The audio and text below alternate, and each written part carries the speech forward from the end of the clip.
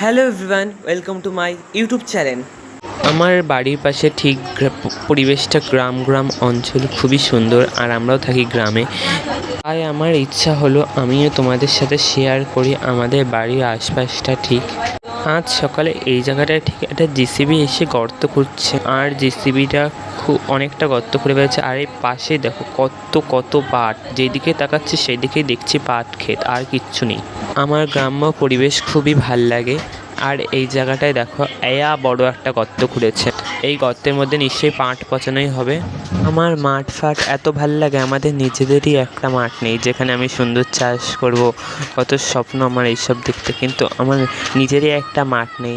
যা হোক গে, বাদ দাও। আমি একটা সুন্দর জিনিস দেখাবো, এটা হলো জেসিবি। আর তোমাদের ওখানে এটাকে কি বলে কমেন্টে একটু জানিও। এটাকে কি তোমাদের ওখানে কি জেসিবি বলে না অন্য কিছু বলে, একটু কমেন্টে জানিও, কমেন্ট করো প্লিজ। এটা যেহেতু রাত্রেবেলা দিচ্ছি, কেমন আসবে জানি না। আমাদের বাড়ির পাশে এখানে কীর্তন হচ্ছে, প্লিজ একটু কমেন্ট করে জানিও এটাকে তোমাদের ওখানে কি বলা হয়। জেসিবির সাথে একটা সুন্দর সিক্রেট গল্প আপনাদের সাথে শেয়ার করছি। ছোটোবেলায় যখন আমি বাচ্চা ছিলাম তখন এই জেসিবিকে এত ভয় পেতাম, যেখানে জেসিবি থাকতো সেখান থেকে সামনের দিয়ে আমি যেতামই না, আর ওখান দিয়ে যাবো না তো যাবোই না। আমি এমন ঠিক করে গেছিলাম। এই জেসিবিটা কলা গাছটা কাটতে গিয়ে উপড়ে দিয়েছে। আর পাশেই দেখো কত পাট ক্ষেত, কত পাট, যেদিকে দেখছি পাট। চলো আমাদের গ্রামটা একটু আমাদের ঘুরে ঘুরে দেখা। এতক্ষণ তো এক জায়গায় বকছিলাম, আর বাকি চলো ঘুরে দেখানো যাক। এবার যেহেতু বৃষ্টি কম হয়েছে, পাট গাছগুলো অনেকটা ছোট আছে, এতেও বড় হতো।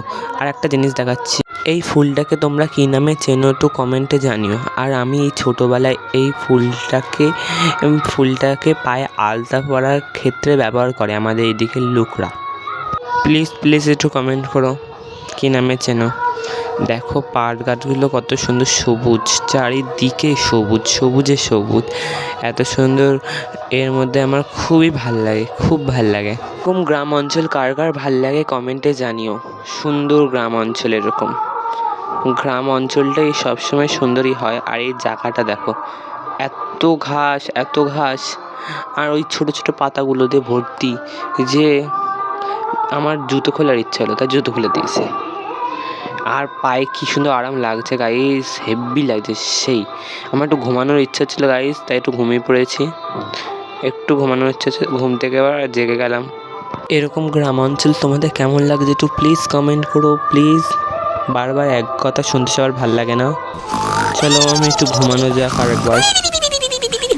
আমি জানি ব্লগটা অনেকটাই বড় হয়ে গেছে, কিন্তু প্লিজ একটু কষ্ট করে দেখে নিও। আর comment, like, share, subscribe please করো।